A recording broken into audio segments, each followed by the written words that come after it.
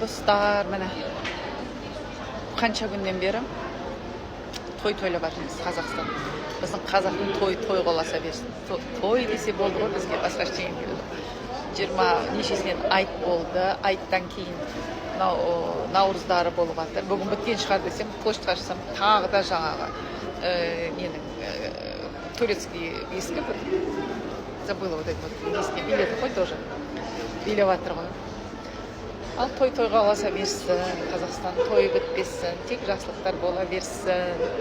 Барлықтарыңа наурыздан наурызға аман есен өте берейік. Қазақстан тек жақсылық болсын. Ертерек мен президент болайын, үшінші президент деген жағдайларын жасайын. Мен айтып жатырмын, мен президент болсам, әрбір қазаққа тегін жилье берем. Жоқтарына, жастарының бәріне 18 бір қазақ үйсіз тұрмайды. Үкімет арқылы береміз.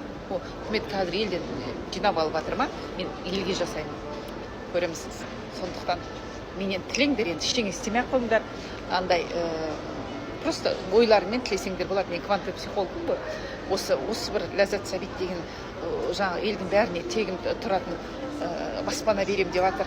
Осы кісі ертерек президент болса екен деп бәрін тілесеңдер, жаңағы көптің тілегі обязательно қабыл болады. Сондықтан ешбір заңға ойбай деп, анау жоғадағылар қояды деп былай ешбір ойламаңдар. Мен үшінші президент, Қазақстан үшінші президентімін. И осы мен үшін өздерінің ойларымен мені президент қылып сайлап, и өздерің как будто бір жаңағы тұратын үйлерін тегін алып жатқандарын бір Қазақстандағы бір рахат өмірлерінде елестетіңдер. Мен айтып жатырмын ғой, оны білмесеңдер, ана Иса пайғамбар жерге келген кезде, қайта келген кезде, бір жаңағы қой үстіне құс жұмыртқалаған кез келеді деп атады ғой. Сол әркім өзі қандай өмір сүргісі келеді, сондай кезде соны ойластыра беріңдер. Әрбір қазақша сөйлеп жатырмын ғой, басқаларда шаруам жоқ. Олар қазір ең күшті өмір сүріп жатыр, бізден басқасы. Соны елесте беріңдер. Мен сөз беремін.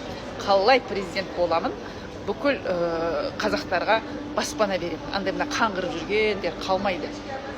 Тұратын жер таппай, орыс кәрістерден квартира снимать етіп, әлен ақшаға ол көбейіп кетіп, тұра алмай екен. Мен өзім үйлерім Таразда, Алматыдан квартира снимать етемін. Тірлік жүз істете алмайды. Жаңағы объявление берсем, күледі, жылайды, усмехаться етеді, әйтеуір иш шығарады, састы ішеді, бәле істеп жатады. Солардың бәрі тоқтайды. Кәдімгідей өмір басталады. Мен енді ойлап қалмаңдар, мен андай сәл десем президент боламын. Мүмкіншілігімді жібермеймін.